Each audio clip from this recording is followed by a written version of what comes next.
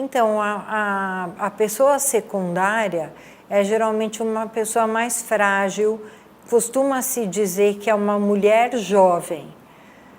Se atribui essas características à pessoa secundária. Então, no caso, uma filha ou uma esposa mais jovem, as características dos secundários são características de passividade. É uma pessoa mais frágil. E o delirante primário é uma pessoa capaz de ter um delírio. Geralmente, esse tipo de patologia se dá no ambiente familiar, onde existe uma ascensão de um sobre o outro, um convívio exagerado e um convívio extrasocial muito limitado. É muito difícil ter essa influência de uma outra família, a não ser que morem juntos ou que sejam marido e mulher mesmo. Eu acho pouco provável, porque eu acho que a construção dessa complementariedade de duas pessoas se dá na convivência íntima. Então, acho pouco provável. Essa pessoa pode se tornar delirante, mas raramente ela vai sair querendo influenciar outras pessoas. Geralmente é na relação complementar psicodinâmica do convívio familiar que essa patologia ocorre. E se nada for feito, o que pode acontecer? A consequência disso, quando essas pessoas não são separadas, é aquele que não era doente, mas passou a ter o sintoma, ir tendo a sua vida cada vez mais limitada. Ou seja, de estar menos disponível para o trabalho, menos disponível para as relações, menos disponível para os contatos sociais e, a partir disso, passar por um estreitamento de repertório, ou seja, redução das suas capacidades produtivas à semelhança daquele que é efetivamente doente. Mas não necessariamente essa pessoa que convive com a pessoa que é doente terá a doença dessa outra pessoa, correto? Apenas em algumas situações específicas, em que, por exemplo, irmãos, em que um é efetivamente doente e o outro, apesar de não estar doente, ter vulnerabilidade, ter predisposição, ter características que poderiam vir ou não a ficar doente. Se ele tem esse tipo de convivência, influência e vivência, aumenta a probabilidade que a doença adormecida possa se manifestar. Isso acontece especialmente, Carla, em indivíduos que são gêmeos, em que não necessariamente os gêmeos precisam ter as mesmas doenças, mas um que apresentou um determinado transtorno mental, o outro já está mais vulnerável. Numa situação de folia D, este que não era adoecido tem uma tendência maior de se expressar nas mesmas proporções da doença. E aí, doutor, explique então para as pessoas, porque eu acho que existe aí uma confusão, né? A gente está aqui para desconfundir. Quando a gente pega alguns casos, né, que inclusive envolvem violência, né, casos de homicídio, quando a gente vê casais, né, enfim, um determinado casal resolve cometer aquele determinado crime. Isso não é um folie à deux, não é um delírio a dois. Mesmo que uma das partes tenha, por exemplo, um transtorno de personalidade antissocial. Ou isso é considerado também um folie à deux? Carla, essa seria uma situação análoga, similar, mas não se enquadra conceitualmente. Porque o que é o delírio?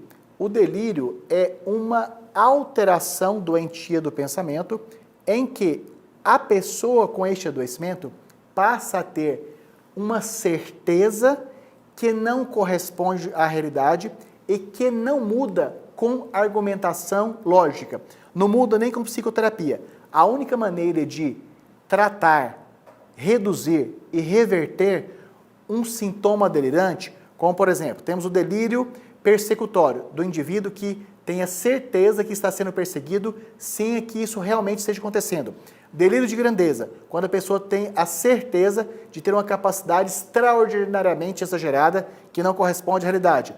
Delírio de ruína, por exemplo, ter a certeza que tem um adoecimento grave, sendo que todos os exames descartaram.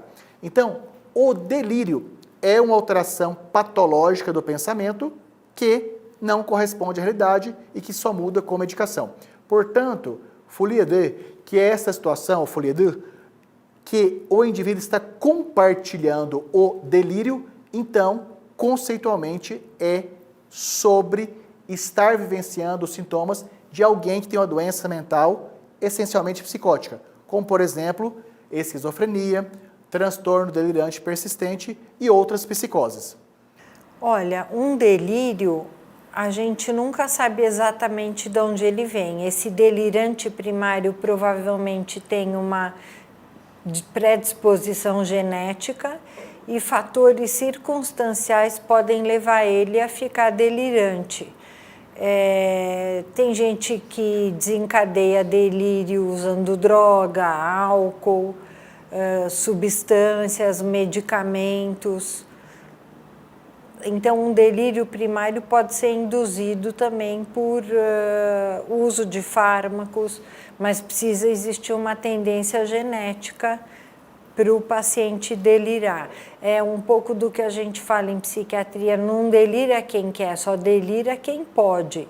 Quem tem essa tendência genética e uma circunstância para desencadear esse delírio. Eu até lembrei, né, de um famoso, né, que é um prêmio Nobel, que é o John Nash. Ele tinha, né, uma doença mental, um agravamento, ele era esquizofrênico, mas um gênio, brilhante, né? E ele tinha aquelas sensações de perseguição, que ele estava sendo perseguido, então ele fazia cálculos matemáticos, enfim, escrevia em todos os lugares que alguém ia chegar, ia buscá-lo. E ele tinha um relacionamento ali, ele tinha uma mulher que era muito apaixonada por ele, que convivia com ele, mas que estava completamente já destruída, porque nitidamente a doença dele, né, o delírio dele estava destruindo ela. Não sei se você até chegou a ver o filme, né, que é Uma Mente Brilhante, a história do John Nash, que é muito bonita, mas ao mesmo tempo é muito triste, né, porque ele vivia o delírio o tempo todo. Eu assisti esse filme, inclusive, quando eu estava no primeiro ano de residência, o segundo, por volta ali de 2005, 2006, mais ou menos. Então, tem uma lembrança, realmente é um filme muito impactante. Ele trata-se de uma situação em que a esquizofrenia preservou uma área do funcionamento, ou até mais de uma área, que é a área cognitiva, ou seja, da capacidade de resolução de problemas de uma determinada temática, no caso, matemática. A lembrança que eu tenho ali não caracteriza como folia D, era muito mais uma situação de respeito, acolhimento e até de, digamos, ignorância da situação grave que vivia o marido. Então, mas e o sofrimento da mulher? Como era isso? Porque ela chegou num ponto de estafa completa, né? De viver aquela situação, porque ele achava que ele estava sendo perseguido e levava ela a achar também isso. Então, o que ela estava passando ali, doutor? Ela estava tendo as reações naturais e até esperadas que, geralmente, o indivíduo que convive ou tem relação conjugal com quem tem um determinado adoecimento mental, que não trata, que tem sintomas muito marcantes, então é o adoecimento do familiar. Por quê, Carla? Olha que interessante. No folia D, o indivíduo que não tem o adoecimento, mas tem o sintoma do adoecimento, ele não tem a percepção, ele não tem o conhecimento, assim como o doente, que aquilo não é real. Tem algumas situações que elas são muito marcantes e exemplificativas disso, de um indivíduo com esquizofrenia paranoide, que é a esquizofrenia que mais preserva funções, em que o indivíduo tem lá, por exemplo, a certeza doentia de estar sendo perseguido. E aí está em convivência, quer seja com a esposa, quer seja com a namorada, amiga, vizinha, filha, colega de trabalho, que tem retardo mental leve.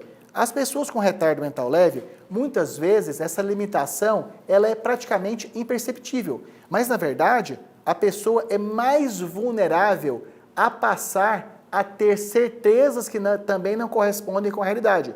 Então um exemplo ilustrativo é uma pessoa com esquizofrenia paranoide, tendo um delírio, por exemplo, de perseguição, uma certeza que está sendo perseguido sem ser real, e passa a falar disso de maneira descritiva, persistente, contínua, com uma pessoa de convivência que tem retardo mental leve. Essa pessoa passa a ter também aquela certeza que não corresponde à realidade, mas sem ter a noção, sem ter o reconhecimento que aquilo é inverídico. E quando que vai ter a percepção? Quando se separam e outras pessoas passam a desmentir aquela situação. Porque é aí que está a grande diferença, Carla. O indivíduo que tem a doença real não tem em nenhum momento e por nenhum meio, por melhor que seja a argumentação, a mudança da certeza. O indivíduo que está apenas compartilhando não é doente, quando na ausência do outro, ele muda com as argumentações lógicas, sem necessidade de medicamento e sem necessidade de terapia. Deixa eu lhe fazer uma pergunta, doutor, eu de uma situação extrema aqui, né? Dessa pessoa que tem a esquizofrenia aqui, né? E está junto com a outra que está sofrendo, né, o input dessa doença. E aí ele tem um surto que está sendo perseguido e ele decide cometer um crime. A gente entende que se ele está em surto, ele é um inimputável, correto? E essa pessoa que está junto com ele, ela também é inimputável ou ela é imputável? Cara, essa é uma pergunta de banca de doutorado. Ou seja, como este indivíduo, se ele era totalmente incapaz de se interpretar aquilo como uma situação criminosa, e o outro, impactado por ele, também vivia aquela situação, sem ter ciência, sem ter reconhecimento, que também aquilo não era real, ambos serão, a meu ver, inimputáveis.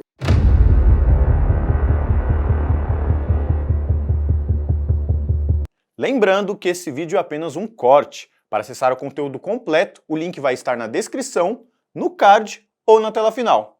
E se você ainda não é inscrito, não perca tempo. Se inscreva, deixe o seu like e acompanhe todos os nossos conteúdos aqui no canal.